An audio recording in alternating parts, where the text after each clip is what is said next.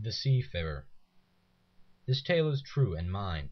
It tells how the sea took me, swept me back and forth in sorrow and fear and pain, showed me suffering in 100 ships, in 1,000 ports, and in me. It tells of smashing surf when I sweated in the cold of an anxious watch. Perched in the bow as it dashed under cliffs, my feet were cast in icy bands, bound with frost. With frozen chains and hardship groaned around my heart. Hunger tore at my sea-weary soul. No man sheltered on the quiet fairness of earth can feel how wretched I was, drifting through winter on an ice-cold sea, whirled in sorrow, alone in a world blown clear of love, hung with icicles. The hailstorms flew, the only sound was a roaring sea, the freezing waves. The song of the swan might serve for pleasure, the cry of the sea-fowl, the death noise of birds instead of laughter, the mewing of gulls instead of mead. Storms beat on the rocky cliffs, and were echoed by icy feathered terns and the eagle's screams. No kinsman could ever comfort there, to a soul left drowning in desolation. And who could believe, knowing but the passion of cities, swelled proud with wine, and no taste of misfortune, how often, how wearily, I put myself back on the paths of the sea. Night would blacken, it would snow from the north, first frost bound the earth and hail would fall, the coldest seeds, and how my heart would begin to beat, knowing once more the salt waves tossing in the towering sea. The time for journeys would come, and my soul called me eagerly out, sent me over the horizon, seeking foreigners' homes. But there isn't a man on earth so proud, so born to greatness, so bold with his youth, grown so brave or so graced by God that he feels no fear as the sails unfurl, wondering what fate has willed and will do.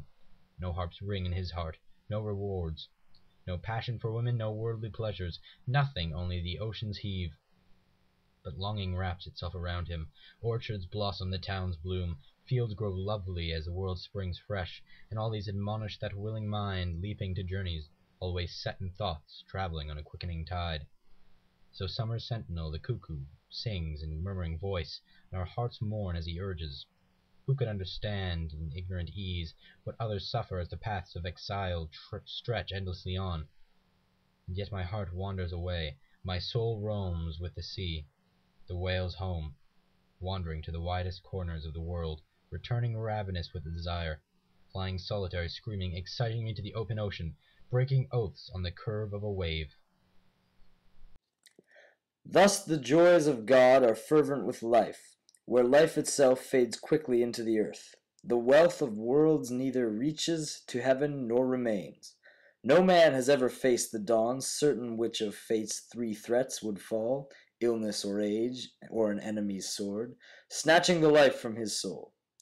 The praise of the living pour on the dead, flowers from reputation, plant and earthly life of profit reaped, even from hatred or rancor, of bravery flung in the devil's face, and death can only bring you earthly praise, and a song to celebrate a place with the angels, life eternally blessed in the hosts of heaven.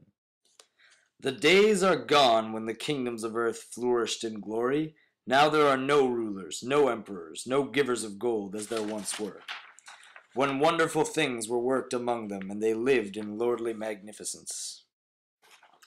Those powers have vanished, those pleasures are dead. The weakest survives and the world continues, kept spinning by toil. All glory is tarnished. The world's honor ages and shrinks, bent like the men who mold it. Their faces blanch as time advances. Their beards wither and they mourn the memory of friends, the sons of princes sown in the dust. The soul stripped of its flesh knows nothing of sweetness or sour, feels no pain, bends neither its hand nor its brain. A brother opens his palms and pours down gold on his kinsman's grave, strewing his coffin with treasures intended for heaven, but nothing golden shakes the wrath of God, for a soul overflowing with sin and nothing hidden on earth rises to heaven. We all feared God. He turns the earth, he set it swinging firmly in space, gave life to the world and light to the sky. Death leaps at the fools who forget their God.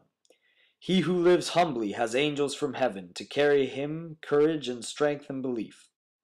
A man must conquer pride, not kill it, be firm with his fellows, chaste for himself, treat all the world as the world deserves, with love or with hate, but never with harm. Though an enemy seek to scorch him in hell, or set flames of a funeral pyre under his Lord, fate is stronger and God mightier than any man's mind. Our thoughts should turn to where our home is, consider the ways of coming there, then strive for the sure permission for us to rise to that eternal joy, that life born in the love of God and the hope of heaven. Praise the holy grace of him who honored us, eternal, unchanging creator of earth. Amen.